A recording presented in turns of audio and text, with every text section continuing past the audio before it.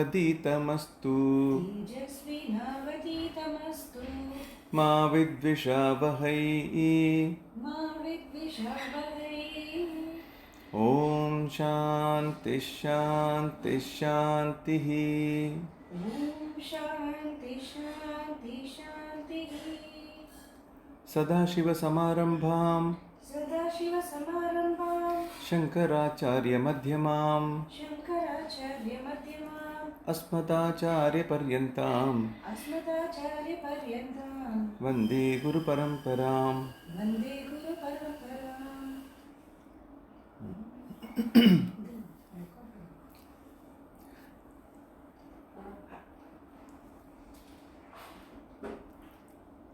So yesterday when we were having this darshan of Somnath ji, so we could see that linga, which was very nicely decorated, and it was a very prominent linga, which is Somnath ji, and behind that you can also see Parvati ji's image, very nicely kept there. So from Vedanta perspective, Shiva is existence, that Sat, and from that just behind him is Maya, that Maya is, Parvati is Maya, and Maya is finally Jagat Janani. So Jagat part comes because of Maya, because Triguna comes from Maya only. And that's a very critical link between Jagat and Shiva, existence. So in this context, when we say Ishvara, it is more in the sense of Brahman itself, Nirguna Brahman. So that's why it's more like a linga and not any face given there, actually, you can say. To some extent you can say that way. It's very important to understand Maya to be the immediate cause of Jagat, and by itself it has its origination and dependence on that ultimate Nirguna Brahman only. So once we are a part of this Jagat, when we perceive everything from the point of Jagat, being one of the members in this Jagat, obviously Jagat is so overwhelming because there are so many things to be understood, so many things to be seen from a material and space perspective. So we are stuck within the idea of matter, space and time. So we keep on going around this only, and that's what the scientists are doing. And it's very difficult to come to a level where you understand that this entire thing of matter plus space plus time can actually be resolving into one unit called Maya. And Maya is just a simple modification, you can say. And it is not a real modification as well. It is as though only where Triguna just starts manifesting. Whereas when you inquire into Maya, finally you see that that which is not is Maya. Ya Ma is Maya. Ya Ma, that which is not. So that which is not is appearing as Jagat to this level, and that's where we need to really understand. So this Devi Upasana is very important because Maya has to be taken care of. And while we are taking care of Maya, what we are doing is we are taking care of ignorance. So this is why ignorance is mentioned as the immediate issue that we have. So from a creation perspective, from the world outside perspective, Maya becomes the reason for Jagat, and from an inside perspective, what the observer is doing, the immediate unit equivalent of Maya is ignorance. So we don't need to deal with Maya, the outside one, which is the biggest one, Mahat, which is applicable to everyone.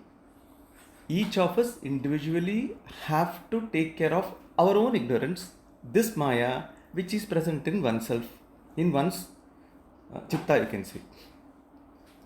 So this alone, not chit, only chitta. So once karana sharira, wherever it is. So this part of equivalent of Maya, which is appearing as ignorance, alone needs to be taken care of. And luckily, there is a way available and there is an antidote available given by Shastra. And how this is possible? These days you find that, though the quote may not be exactly the same, but I'm just saying, there are medical companies who create, kind of an issue and also a resolution for the same thing as well. Okay, so I'm not saying it is an intent, similar intent in the case of, this Jagat or whatever. It's more like, when ignorance can come about, definitely there is a way in which it is coming in. There is always an antidote to ignorance as well in the same system. Simple. So that's how it is. And this is the reason why it is said that Vedas and this concept of Aham Brahmasmi, this oneness, is not created knowledge. It is already available. Because when problem comes, the other part of the coin is solution. So when you have a coin made, you have two sides automatically. The second side is not created by anyone. So the second side is already available. The same thing is with this as well. And this is how we give this name of Swayambhu, the one which comes automatically by itself. It is not created through a human intellect. Is all said because of that actually. It is there. It is perceived by human intellect and given to everyone, not created by any human at all. Because once a person becomes subjected to this Maya, then he cannot find that solution actually. He needs an external help for that solution, and that external help is already available. The one which creates this ignorance also has the solution there itself. Luckily, the solution has been pointed out to us, brought in close to us by those who could perceive and pass it on to us. That's all. So I thought with this darshan of Somnathji and Parvati, which was also there, the first thing I thought was this only, and this is what actually I was also explaining to Ramya when we were having the darshan there. I thought I'll just share this as well, the concept of Vedanta in what we see there. With this, we will start the session today. Sir, I have a Question? It is very, very difficult to understand Maya. And when we talk about raising ourselves to the next level, we always want to deal with Maya. That is, that if you want to mind, I would have a request to make that if maybe in one of your classes, if you can maybe have a much more clarity on Maya, because Maya is something which I also feel is totally misunderstood. We feel Maya is something that the liberation is only when you are able to leave Maya. But Maya is something which, what I understand from you in various classes, is something which is as true as Atma. Yes, it is Brahmashraya. It is Brahmashraya. It's dependent on Atma. The only difference being the Triguna Tattva starts from there actually. So maybe some more insight in one of your classes on Maya. Because there are two things which I am highly confused with, is Maya, Mithya and Atma. Okay, so Maya and Mithya, you can say they are very close. They are very close actually. And Atma definitely is opposed to this because this is the universal set actually, in that everything else is. But they all three coexist. Yes, they coexist based on the perceiver and the perceiver's awareness. So when obviously we express from the point of gross body, we do perceive everything here.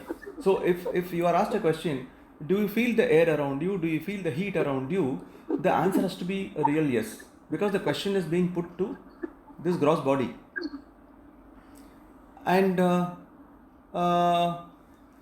if you ask the mind, when you go to the level of mind, where due to pranayama exercise, the gross body awareness is taken out. Okay, at that level. In yoga practice also people do this. Guided meditation, they do this. At that level, a person is able to feel a bodiless state.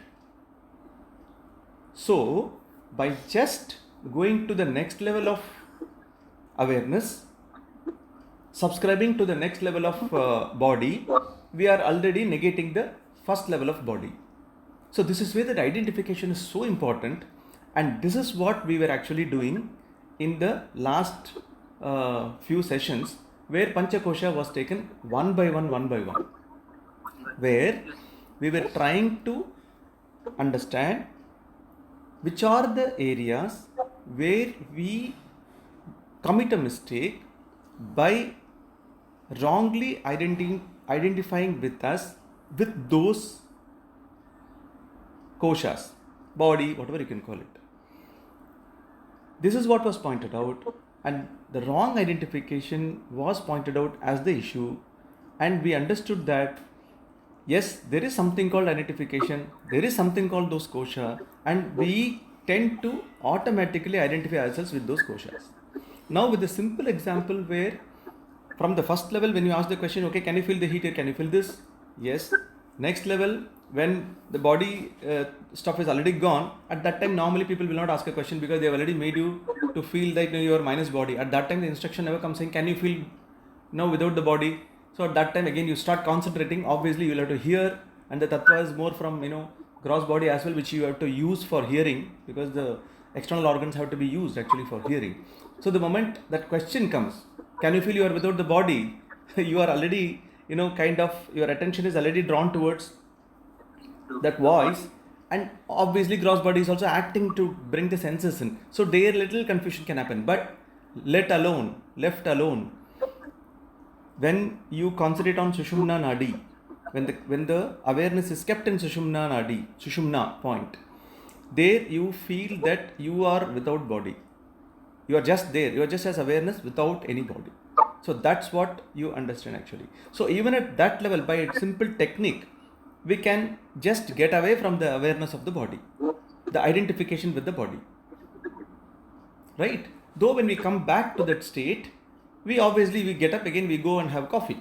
So we do this. Otherwise, once people are asked to do this, then they will not be available for further instructions. Shavasana they cannot do after that. So they would have already done Shavasana in that itself. So that cannot happen. That will not happen. So once this happens, a simple voice can bring them back to the normalcy, and they can follow the further instructions of the yoga and do the Shavasana and get out of the session and go back to office also. So that is possible. But in this technique, one has to understand the outcome of what happened there. Some Gyan came in that time, that Gyan stays forever. The Gyan is what I as an awareness can thrive without this body, is the outcome there. That outcome as an outcome ever stays, it's etched, and for that you don't have to take down any note, and you don't need a post-it, you don't need a pen drive for that knowledge, you don't need anything other than the witness for that knowledge, because the witness knows that I was always there. Without this body, I was always there. So that witness knows. So witness already knows this. To that extent, if you ask me, who benefits? The one where the Sukshma Sharira, which has all the problem, actually benefits. Because the witness is already free. The real witness is already free of all these problems. Sukshma Sharira, losing ignorance, is called as a gain. Swami Paramarthananda ji very aptly put this actually in one of the sessions which I attended. He was saying, self-realization can also be coined as non-self unrealization. So you have Nitya Vastu, you have Anitya Vastu, you have Atma, you have Anatma. So when all this Panchakosha was dealt with, all this where we actually take ourselves to be Atma. Atma is self. So in that sense, Atma Tripti, that self you can say to some extent. So we take that to be ourself. So Mr. So-and-so, yes ma'am, Is the attendance? No, that's what we do, right? So that awareness. So that automatic awareness, muscle memory which is there, attached to each of these kosha, that is what was challenged and removed. Now once removed, in this example what I was saying, in this technique, automatically the knowledge, the outcome which came out is quite cognitive, that stays. And Vedanta is of this nature. The outcome of Vedanta, this knowledge is of this nature, where one obtains oneself as distinct from everything else which that person confused himself to be. So let me try to repeat what I said. In Vedanta, one obtains oneself as other than everything else that he confused himself to be. And the trick also of Vedanta is also maybe it is helplessness or trick, whatever you can say. Vedanta can very clearly identify to you what you are not, because mistake is committed there. Okay, after doing all these things, what Satya is, it will not give it to you like an apple. Now you take this, this is Satya. No, it's not the case. Because what is arrived at after negating the wrong things is already Satya. After that, actually there is nothing more to be known. And exactly this point only is coming in the next verse. I'll just read this verse and then again connect back to this question. The question was very apt and I linked it to the same thing. The question is coming at the right time. So panchanamapi koshanam nishedhe yuktitah shrutehe tan nishedavadihi sakshi bodharupo vashishyate. This is verse 16 in this book. All the 5 koshas are negated by doing viveka at every level. But there is no physical removal involved. It is not that the Atma is revealed when you remove the koshas. The negation here is not like removing a number of coverings to see the emerald which is hidden beneath. So in a way, if someone thinks that okay, you remove the first kosha, you already arrived at the second one, you remove the second one, you arrive at the third one, and finally after removing the fifth one should not ask, please tell me where is the sixth one, which I am supposed to be kind of. It is not seen as anything other than oneself, because it is self. So that self need not see itself. It is self-effulgent. It will come later. It is self-effulgent. You are of the nature of a witness which has no second thing to witness. So one can ask actually then, why is this called witness? This is called witness only because when the wrong identification is there, one has to remove the wrong identification and split it between oneself and those with which the wrong identification is happening. In that case, one has to separate this from the others. Now, when the statement comes that Advaita, this consciousness or you, self, Atma, whatever name you call it, that exists without a second thing to itself. So if that is the conclusion, then one can ask a question. At that time they will not ask a question, but now this question can arise. If you have been saying there is nothing to witness, then where is this? What is the point of someone being a witness? This is the witness of what? That question can come. So this word witness is used when a person is still pursuing moksha, and once the person cracks this problem and erases ignorance, that question does not arise. Until then, it can definitely be a valid question. If there is nothing which is available other than the self, everything else is just coming and going, time bound, then what does it witness? Yeah, to some extent you can say, at least from our own experience, yes, it witnessed a world which otherwise is not available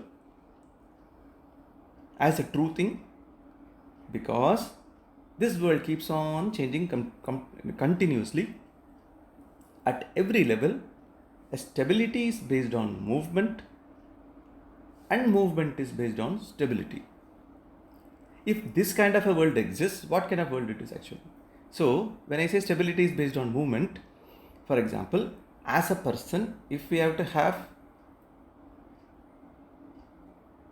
a peaceful body mind sense complex existing and working and functioning,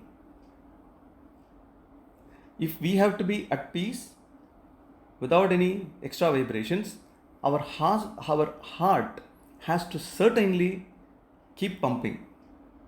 If heart also says, boss, I want peace, then it will be a total peace actually. So that will be a problem. So when we say we want peace, we certainly want all of our organs to work. This is very clear to us. So in the background of this 5-6 physiological functions working, this person takes this state of peace. And meditation is possible when the kidney is functioning, when heart is pumping and respiratory organs are functioning, everything is functioning. Amidst that, mind alone is kept intact and meditation is possible. But that background still needs all the other things to be in place. So this is a case where stability is arrived at through movement of all other things. Similarly, movement is possible only when stability is there. So this is also another thing. So unless a thing has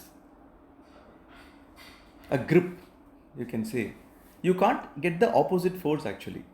For example, if one has to shoot from maybe AK-47 or any gun, you can say, I think people who go into NCC and all, they will learn this, or army, they will learn this. So they have to keep this, the backside portion of the gun very firmly on the shoulders, and where you have the strong muscles, because you have to stop this and you have to give this, that resistance power for the system to operate. When you trigger, something is going to go the opposite side. For that, what it will do is, when it's going on the other side, it will kick this side actually. So where they have to actually hold this here. So when you hold it here intact and then give the trigger, pull the trigger, only then it will go to the intended place and it will move. So there is something which is moving to the other side based on this resistance which is created here. And you can just imagine, if you have to just fire from air, it will be very funny. Though you have something like drone and all coming these days, that's a different thing. But I'm giving a simple example where there are many cases where movement is based on stability, and there are many cases where stability is based on movement. So this is what Jagat is. What kind of Jagat it is actually? So basically, Jagat is Anitya from the point of time.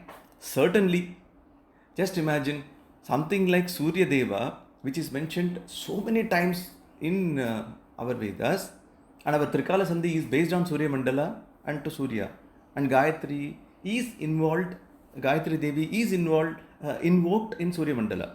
So to that extent it has a basis, and it is going to be there only for 50 billion years, just imagine.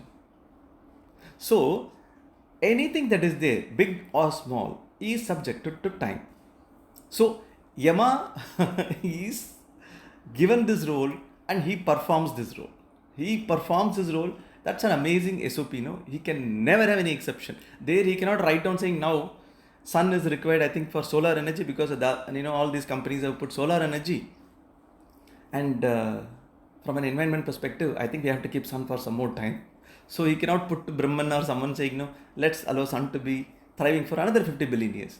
It doesn't work that way. If it is going to be for 50 billion, it will be only for 50 billion years. Something else may come up later, but one cannot just interfere in that. It's just happening. So time-wise, we have seen that Jagat is subjected to time, and time, which is Yama, you can say, keeps swallowing everything. And as I said earlier, as finance people, the moment something is acquired, including a company, we immediately ask, what is the depreciation? So the life, immediately we count the life actually, because that is where, we can keep providing for its deterioration over a period of time, depreciation over a period of time. So this is the nature of Jagat we have seen. From this changing stuff, Shastra is, giving this word witness. So, witness is in that sense that everything that is changing outside your skin and everything that you take yourself to be from skin onwards is also changing, and it is showing what it is made of. First level, everything outside is changing. I think no one has a dispute on this. Tree becomes rock, rock becomes tree. I hope people know this. So tree can become rock over a period of time through a process. And if you go to Mysore Zoo, you will find this actually. Maybe 5 foot, width, of the trunk of this tree, and you can see that it's really a hard rock, but it was a tree. Similarly, rock becomes trees. How? On rocks, algae grow, and this particular algae creates a kind of acid. That acid reacts with the stone, melts it to a level of soil. From there on, obviously you have seeds and then they become tree. So you have trees all around. So soil generation takes, it's a process, it takes a very long time. You know that topsoil takes maybe millions of years for it to get formed. But that happens. Everything keeps changing. If you thought mountains are big deal, no, they are not big deal. I think all of us know that mountains are not big deal because our own guys excavate it. They keep on breaking it actually to make houses. That's also happening. You can see that actually. But otherwise also mountains basically, they become trees over a period of time. In fact, there's one song which I remember. पत्थर भी कभी एक दिन देखा है पिघल जाते हैं, बन जाते हैं शीतल नीर, झरनों में बदल जाते हैं. So this is one song I know. So there also, they're mentioning that, even this can become like this actually. So all that what you have seen, anything that is thira, we take ourselves to be or we take that to be, keeps changing. So anything outside the skin, very clear, yes, it keeps changing. We will leave out space for the moment now, because space is something which doesn't change at all. It neither increases nor reduces. So anything outside the skin, yes, it keeps changing. Then Shastra takes the inquiry further into the skin. That's where Panchakosha was introduced. So threadbare it was taking from the skin onwards inside to the level where the thinker is. It is taking everywhere, including the thinker. The witness is supporting the thinker, and the thinker is the one who is Ajnana Sahita.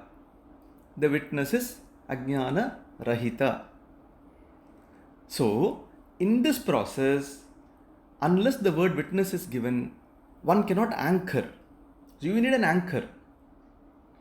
That anchor is provided, that's the reason the name witness is given. But, by itself, if it is Advaita, if Brahman is only thing that is existing, but Maya is unmanifest. Maya is the power of Brahman, but it is together actually. That's the reason it is, as I said, it is presented as Ardhanarishvara. So, if it is just one, a second thing does not exist at all, then the question of witness does not arise at all. Witness of whom? It does not arise. It is only a word, and it makes sense during the pursuit for a person who is yet to get moksha. And moksha is knowing oneself. Knowing oneself releases one from bondage. How? Knowing oneself, the person is getting to know that he is that everything, out of which himself plus everything outside of himself, they are emerging. And he understands that all this, they are a part of time and space. So, in a way, when this order of creation is given in this nice way, then mind is able to appreciate it. Brahman plus Maya, which is himself, when Maya is active, Maya is space, and from there on you have everything else coming in. And in the reverse process, it goes back to Maya and Maya merging with Brahman. So, when we take from an individual perspective, from an inquirer's perspective, ignorance located in me is Maya. That I am able to understand very clearly because Shastra, as it points out the different layers, I am becoming aware of those layers. And I was automatically taking myself to be all those layers. So from this I understand very clearly, yes, I was ignorant. When gross body was mentioned, gross body probably would not have been, so what you can say, ignorant about. Obviously, we see gross body, we keep combing ourselves in the mirror at least twice a day. So we know gross body definitely. Shastra is still pointing out that. Then as it goes subtler and subtler, it is opening certain concepts which we never probably even knew. But subconsciously we have been subscribing, identifying ourselves to be those things as a package. So as it points out from gross to the subtlest thing, subtlemost thing, which we take ourselves to be, that's where our ignorance becomes much more spelt out.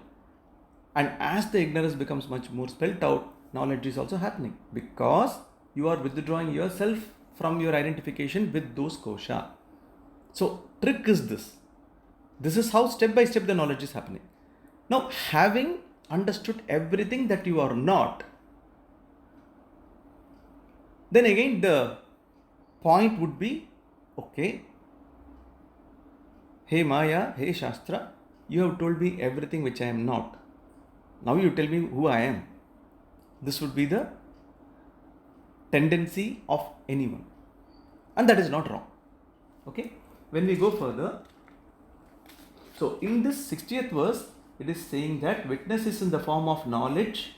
Witness in the form of knowledge remains as the culmination of their negation. Just like the way I said, at the end of the yoga session, when one has already experienced a bodiless state, the concept at least is very clear that one exists without body. One can exist without body. At least that concept is etched. That outcome continues even if you are not in that particular posture any longer after the session. So this knowledge is also very similar to that, where physically you are not cutting any of these koshas and throwing out and then later appearing to be without any of these things. No, that doesn't happen. We still carry the name and form for the next day's sessions as well, next week's sessions as well. We do that. But the outcome in terms of understanding stays. Luckily, no virus can ever go and attack it. This is definitely a deal. Shastra says, know yourself very clearly with the help of Shastra. There is no hacker who can actually go and hack it to make you ignorant again. This definitely the Shastra promises. Now, when we go to the next line, some of the questions which you asked will come actually, Manishji. So, we'll see verse 61. Yo ayam atma swayam jyotihi panchakosha vilakshanaha avasthatraya sakshi sannirvikaro niranjanaha sadanandaha savijneyah swatmatvena vipaschita. Here, when Shastra is saying that self-knowledge is the key, it has to talk about the nature of self. Earlier it was talking about what is Atma. So Atma basically is in the nature of self only. Here it is now culminating it here. So Nityavastu Vekam Brahma. So Brahman is that who's beyond all this guna and who has this power of Maya from where guna starts. So he is that, all knowing Brahman was presented. Now then the practice starts more towards self. So Atma is used in the sense of self. Now that is being explained here. Though it is Nirguna, mind still has to be given these words for it to appreciate and drop ignorance. Because mind only understands guna, right? It doesn't understand Nirguna. Mind understands only guna. Using guna, you have to help mind to overcome this issue. Okay. That is why the nature of self is still explained in words. Actually, to explain that self, You need no words because it is everything. That everything, how can you find a word for everything? In Rudram Chamakam, if you see, in Chamakam, they give so many names of so many things. I think many nouns are used there actually. This is also Brahman, this is also Brahman, this is also Brahman, this is also Brahman. Chame, everywhere you will see that actually. So, Sarvam Khalvidam Brahmasi, that concept is very nicely spelt in in those verses actually. You will see that. So, to explain that everything is that oneself, still some, though it is Nirguna, mind still needs these words for its understanding. That's why this attempt is made by Shastra also. This Atma, which is self-effulgent, the word self-effulgent is used. Self-effulgent means, it is not like, you throw a torchlight to see Atma. No, it doesn't work that way. It is self-revealing. It cannot be revealed by anything else. To a larger extent, Shastra is revealing it because we have ignorance, that's why. When ignorance is not, Shastra has no role actually. This Atma, which is self-effulgent, distinct from the 5 koshas. So that's what we did all this while. It is distinct from 5 koshas. The 5 koshas were explained as what they are and why it is not this Atma. So obviously we are different from all these 5 koshas. The witness of the 3 states of experience, yet changeless. So this is where the witness is used. So this is the witness of all this 3 states, Swapna, Jagrata, Sushupti, untainted by association and always of the nature of fullness. So like space, you can take the example of space to a larger extent here. Space is the basic material required in creation of anything for that matter. Anything you can also imagine is only in space, even as an imagination also. So, space is a necessary ingredient which is required in everything to happen. However, even when things come about, space remains untainted, unblemished as it was before. So, you have a galaxy coming in, space is no problem, it accommodates. You have a galaxy shrinking back, it has no problem. Its status is not questioned at all. It was existing, it will always exist. So space is a very, very good example. We should take that actually here. So it is of the nature of fullness and untainted by any association. Though all these bodies, they thrive because of the self itself is not affected by any of these happenings. Just like the space, what I said, you can imagine that. It should be known as oneself by one who is capable of Viveka. So we started with Sadhana Chatushtaya, where the first one was Viveka, where this person was given this knowledge that Nitya Vastu Ekam, Nitya Vastu Ekam, only one, the one which always exists as a Vastu, Nitya, is one actually, without a second. Advaita, that's where the Advaita comes. Brahmad Vidyam, so they say actually, Ekam Eva. So that oneness. So it should be known as should be known as oneself by one who is capable of Viveka. So that Viveka was also given as a necessary prerequisite to even start the inquiry, to just understand that yes, there is one permanent thing and everything else is impermanent. Now we are given detailed account of what are these impermanent things from outside world up to inside world. And in this process, we are arriving ourselves. So, in this entire package, what is this self was explained here in verse 61. So, these are all clues which takes a person closer to the concept, closer to oneself. That's what is happening. Now, I will move to verse 62. Mithyatvetena nishiddeshu kosho shveteshu panchasu sarvabhavam vina kinchid na pashyamatra he guru vigneye kimu vastvasti swatmanatmani vipashchita. Swatmanatma vipashchita. So this is a very reasonable question, pertinent question. After everything is said, whatever can run in everyone's mind is spelled out here. So after listening to all these verses, the student now asks, "Hey Guru, I understood everything what you said. Now I am able to dispel all that what I am not. I have thrown out.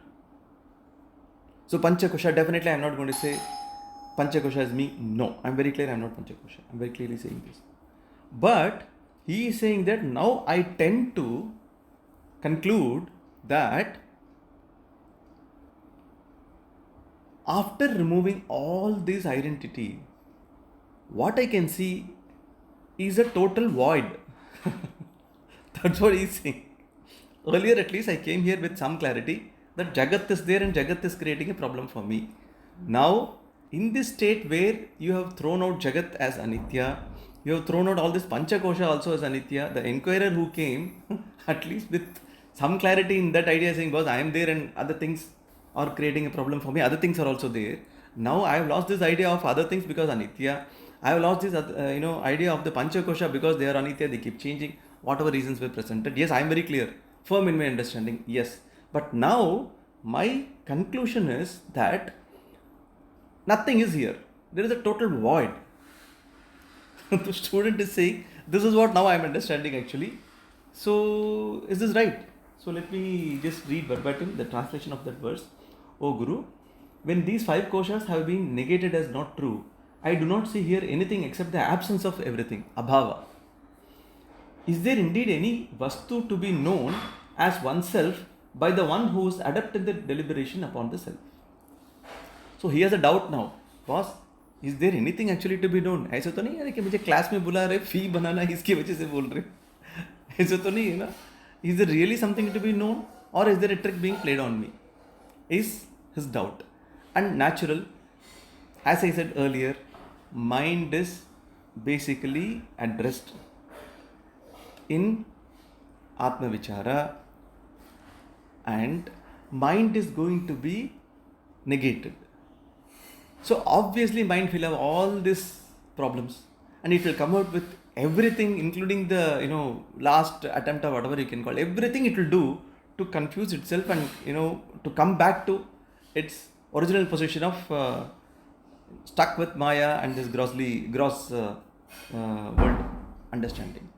So it will raise this last doubt saying, okay, I have negated everything, but now I see nothingness actually. But you said there is something called self to be known. Where is that self? What is that? Is there really something? So mind goes to that level.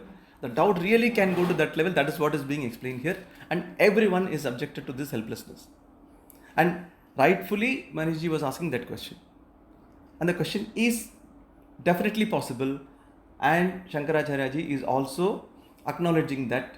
And that's why in the form of students' dialogue, he is writing this verse also here. Saying that after all these things, I have negated all this, but now I am seeing a void. So then from there, the next verse comes. I'll just read them and then we can further go on this.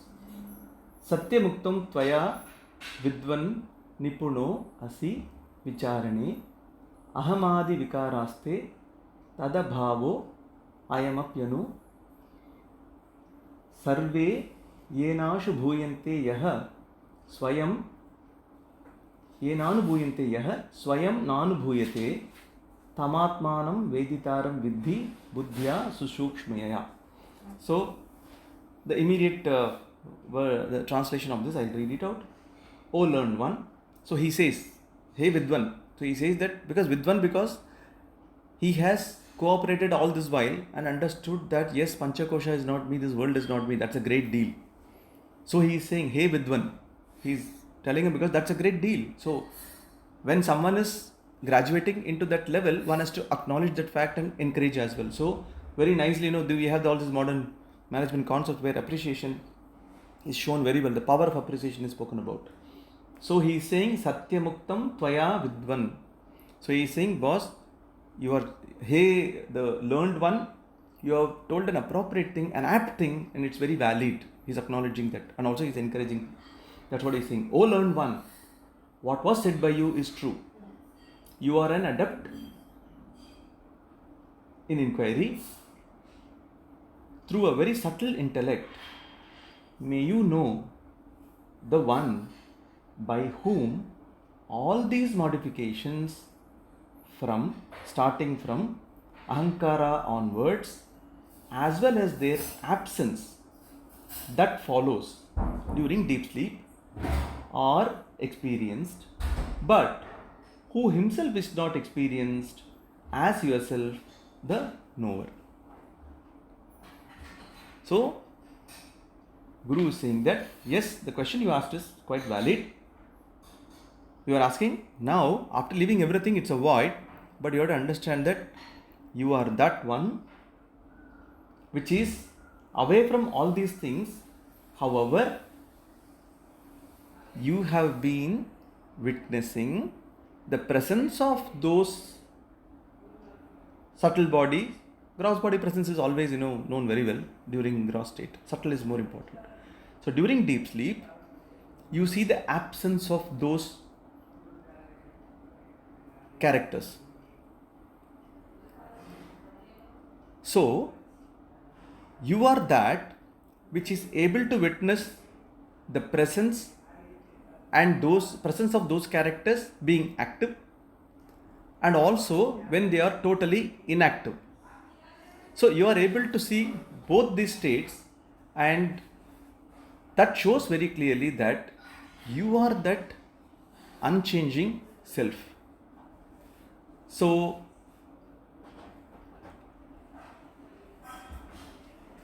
long back, I think I had given this example.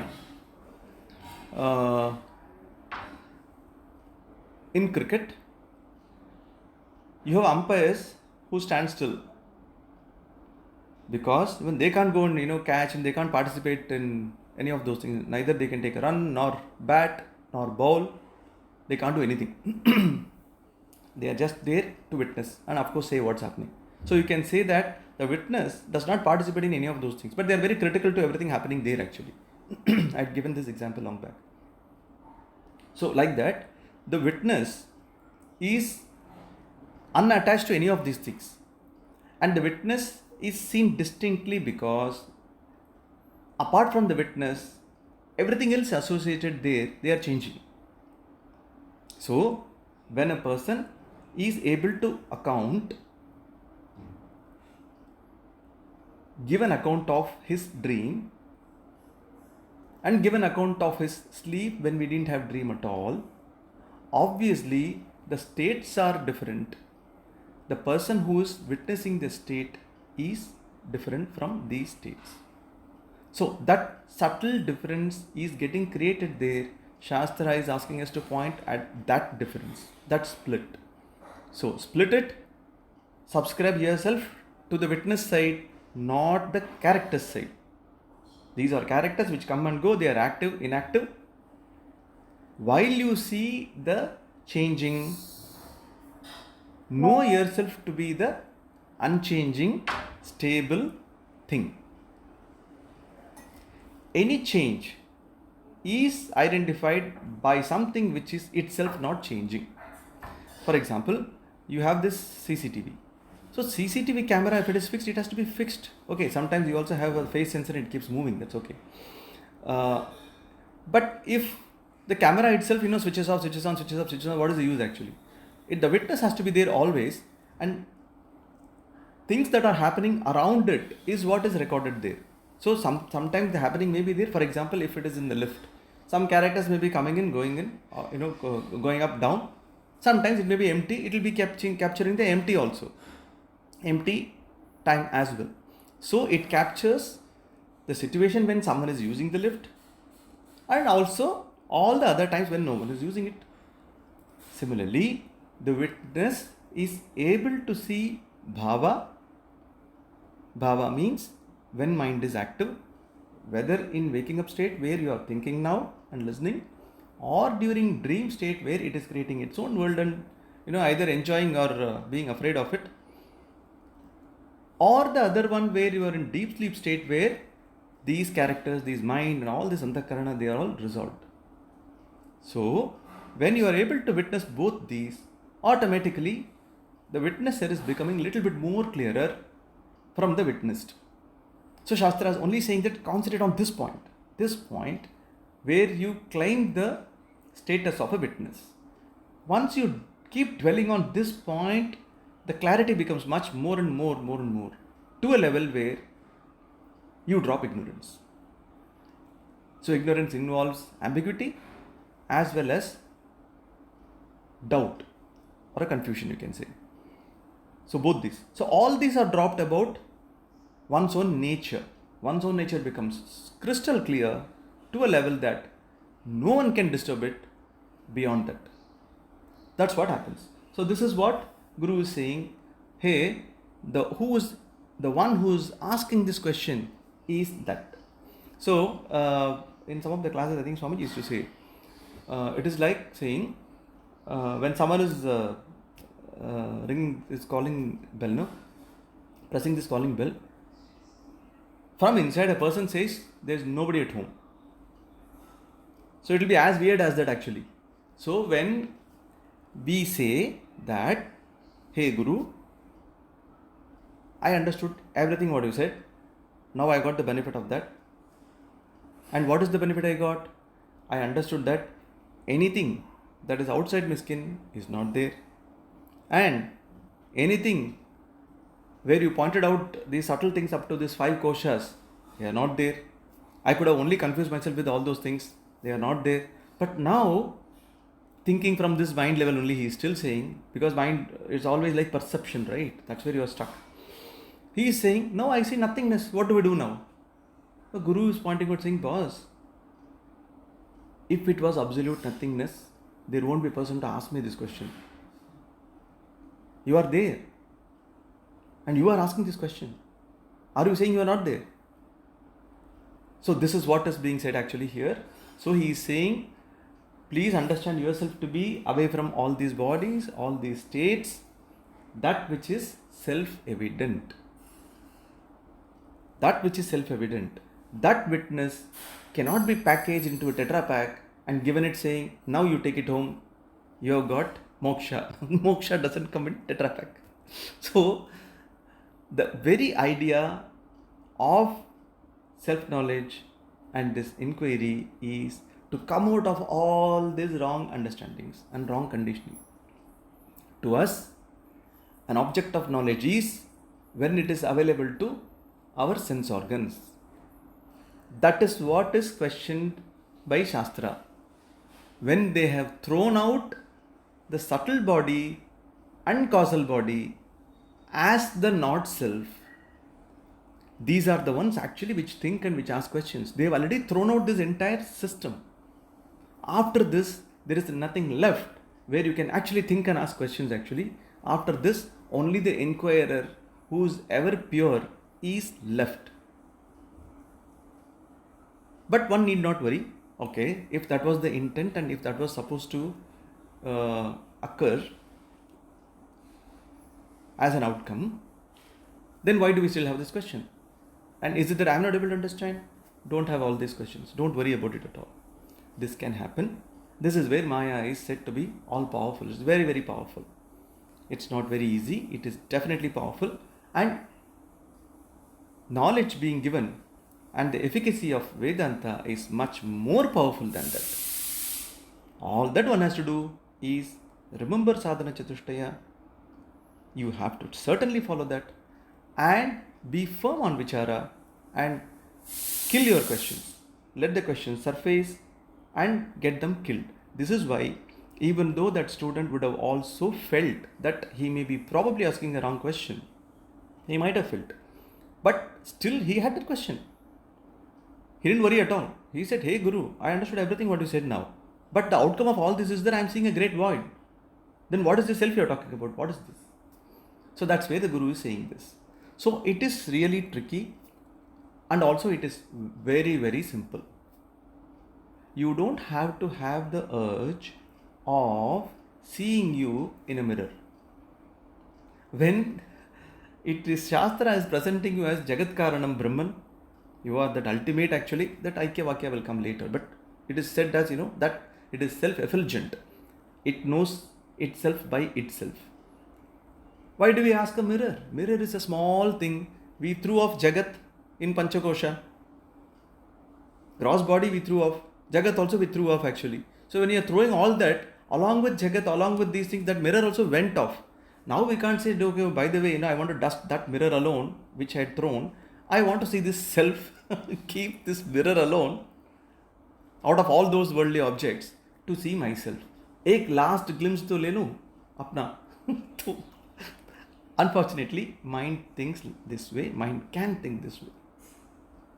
So, after learning this Shastra, one need not go home to see this ever pure self in the mirror. Mirror can only show those impure things. Because the mirror itself is not pure. It can never objectify the purest thing on which that mirror tattva itself is existing. So this is where one has to understand that all through this way we have been stuck with understanding based on perception only. Normally we do not go beyond these five senses at all. This is why the word of sixth sense is used to indicate that you have to grow out of this idea of five senses to really know who you are, to really know what Satya is. This is the reason those words are all used. Like Shiva, he is shown as one having Trinetra. Now, Trinetra means the third eye as well, three eyes. The third eye means what? I mean, it is an extra thing. So what is the extra thing? The extra thing is basically beyond the five senses, there is a sixth sense. When he opens that, Jagat is killed. Jagat is annihilated. He burns. What is Jagat? Jagat is born of ignorance. And what Ishvara has to burn? Should he burn Jagat or should he burn the root cause of it? He has to burn only the root cause of it. So it is figurative that through his third eye of knowledge, which is available in the form of Shastra to us, Ishvara removes Jagat. Ishvara kills Jagat from an understanding perspective. So Ishvara operates this way, not practically he shows and then he shows a kind of big Diwali for everyone. No, that is not what is meant. When he opens his third eye is basically operating knowledge. This is Shastra. Through the way of Shastra, he kills ignorance. He is addressing ignorance. All the way you have seen in Vivekachudhamani, right from there till now. What is bondage? It was very clearly mentioned. Ignorance is bondage. Bondage is born due to your own ignorance. About what? About oneself. Not about a pack of matchbox or patch, quantum physics. No. Nothing about anything other than yourself. Ignorance about oneself is the problem. That's what is creating samsara. This Jagat, just address that, everything else is gone. So figuratively, when he's saying grow out of this idea of five senses, that's the reason the sixth sense has to be figuratively told, indicatively said, and also given a form. If the form was not given, the word would also be not there. This is the reason. I mean, if we are talking about the tattva here, it's only because the form was given very nicely. And Shiva is also presented as Dakshinamurti. And Dakshinamurti is that deity which is meant only for giving Atma Jnana. Dakshinamurti only gives Atma Jnana. So that way only Shiva kills this world, burns this world, not through the real fire, just by killing ignorance. This is what a person does. See, in a person also, even you take a simple psychological, disposition of a person. You bring a person, for example, who is like a terrorist, and he has got some misplaced affiliations based on misplaced information, whatever it is. All that it takes to change him is to just change his antahkarana. Because someone has changed his antahkarana to become a terrorist, so too another person can address that problem by addressing that antahkarana only to change him to be the good person as well, to be a good person as well. That's all. The same person who was turned into a terrorist by another person can be treated and brought back to the normal position. Similarly, in this case, where ignorance is happening and because of which somewhere this ego is coming in, ahankara is coming in, and that becomes a jiva, and that jiva is now wondering, oh, what's happening now? I am limited, I have no powers, this. The world is so big for me to handle. This is the problem. There, one has to only tell this person that, boss, your understanding is wrong. Correct your understanding. Jagat is already gone. Because Jagat is a imagined Jagat. It is not really there. It is keeping on changing. So what has to be addressed? The Shastra or Shiva need not go around the world killing all the things. Panchakosha nikalna hai. All these 5, whatever you have to remove. You have to remove space. Everything you have to remove. And come back to the person saying, now you understand. There is nothing else other than you. Then this guy will ask, boss, you are there now. That question will come. Shiva, you are there now. You are the one who is able to remove everything, but you are there now. So that question will come next. So ignorance is the one which causes this difference between me and others. The moment ignorance is killed, Shiva himself is gone. The one who is giving knowledge is also gone in that knowledge. Because this is where Aikya happens. Jiva Ishvara Aikya happens when ignorance is removed. So Shiva has to only touch ignorance, not anywhere else. So this is what even that means actually when Shiva opens his third eye. And the word Rudra is exactly that. Rudra, the destroyer of ignorance. Guru is also the same. Guru. I think Ru is ignorance actually. That's a common word in both this. Ru. Guru is remover of ignorance. Guru is that only. Guru. Remover of ignorance. There, Rudra. Destroyer of ignorance. So this is what it means actually. So ignorance is the problem. Once ignorance is removed, the self is ever shining. No questions after that. But please don't worry. You can ask questions. That is the intent and that is the fact as well. But clarity can take time. That's the reason, we have further verses also in Vivekachudhamani.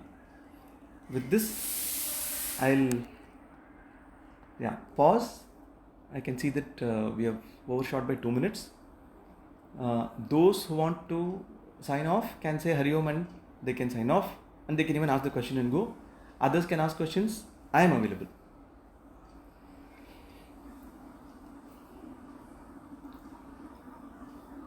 Bhaskarji, I have a question. Please go ahead, Shikaji. Yeah. So, you brought this point of figurative understanding of the third eye opening. So, I guess the story of Sati dying and the third eye opening of Shiva and the Tandav happening, and then Shiva being forced by or coaxed by other devas to get married to Parvati again. So this can be like, destroying of the world, because we know now that everything gets destroyed and Srishti ka, Jagat ka nash hota hai, and then a new creation is, born. So probably this is what is being explained through these stories, these Puranic stories that we have, that Sati died and then Shiv destroyed the world, and then after that a new creation happened, because we know that there is this Brahmaji ka one day and this thing, so the world gets destroyed and then it is recreated. So probably this is what is being explained through these stories. Is it like that? Okay. So I do not know this story so clearly, so I'm not able to comment exactly on this, but I can give a general idea. Even in stories, a lot of this would be based on the sense of from the point of view of 5 senses. If devas, for example, in that story have said that no, don't do this, you create the world again, that is coming from the 5 senses idea actually. It is not moksha. So, in a way, if someone comes and says that okay, you create this and someone cannot die, to a larger extent, it is coming from the 5 sensory perception. It's coming from that worldly perception only. So to a larger extent, that can be addressed. Even as a bhakta, when we are talking about I want to clear my CA inter, oh Lord, help me. He is not going to belittle us saying, boss, what is CA actually? It is formed in 1949 through an act. I have been there forever actually. You are talking about CA codes which is formed in 1949, and you are asking me to help you for that course. What kind of help you are asking me? He doesn't belittle. If mind asks something, he let it be. Actually, he grants that. Similarly, if devas are asking, say, no, Shiva, please protect them. Devas are coming from their ignorance. They are not talking about that Advaita, Nirguna Brahman at all. Not at all.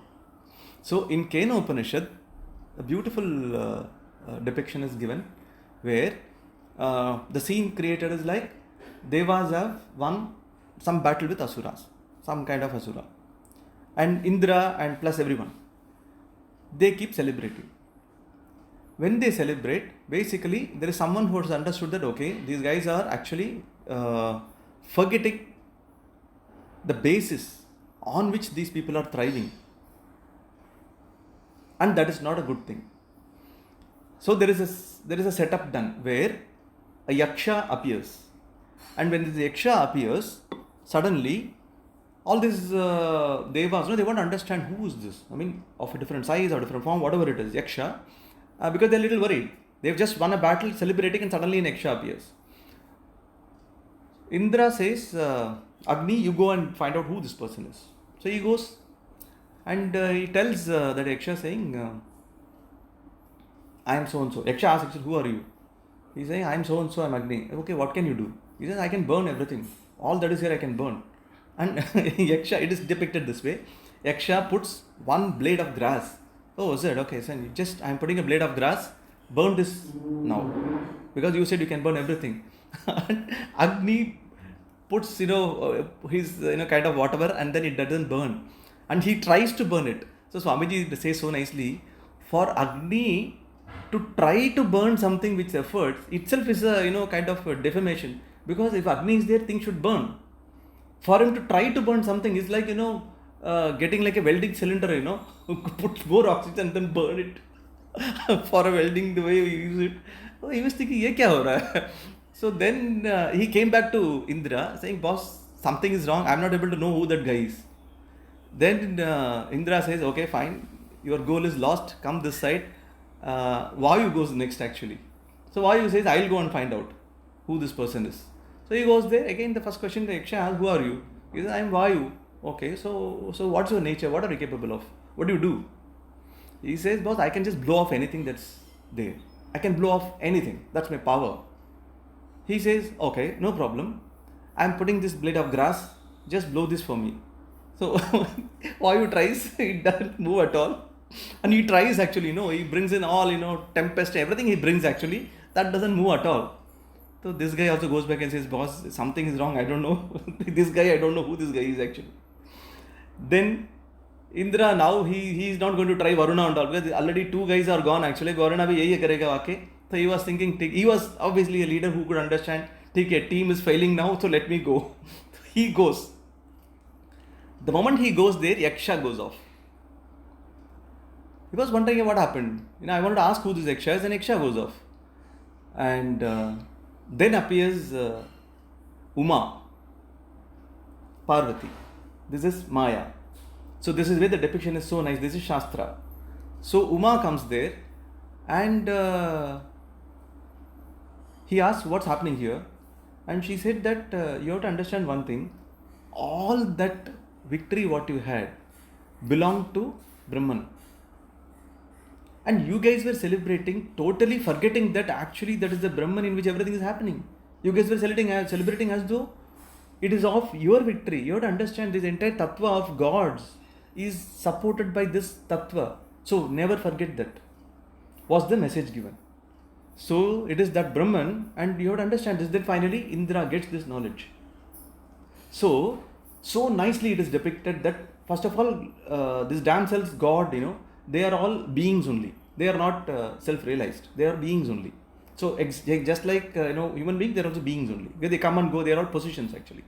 So there, so nicely it is depicted that yes, ignorance can be there. People can come out of this idea of oneness, and they can get into identification of their so-called wrong identification and start celebrating that as well. The message is not that one should not celebrate. The message is that indulge in worldly affairs, knowing fully that you are not this limited thing, you are the ultimate. Understand this. Identify, it is telling Indra that, boss, you are also that ultimate only. Don't celebrate as a small Indra, you are that ultimate. Keep this in mind all the time. When you think you are only Indra, obviously Ravana can create a problem for you. Because Ravana was creating a problem for everyone actually. Including Indra. Everyone used to create problem. So you will be stuck. So don't worry. If you have to come out of these problems, you have to understand who you are. Understand yourself to be that Brahman. So that was the depiction there actually. So nicely it is depicted in Kena Upanishad. So in that example, as I said, that specific story I do not know completely. But if Devas are saying, they can also say from the idea of body, mind, sense complex and not necessarily from the idea of oneness. Yeah. Hope it answered the question. Any question from anyone else? I can't see hand going up. I'll give 30 seconds, and if there is no hand going up, then we'll complete the session.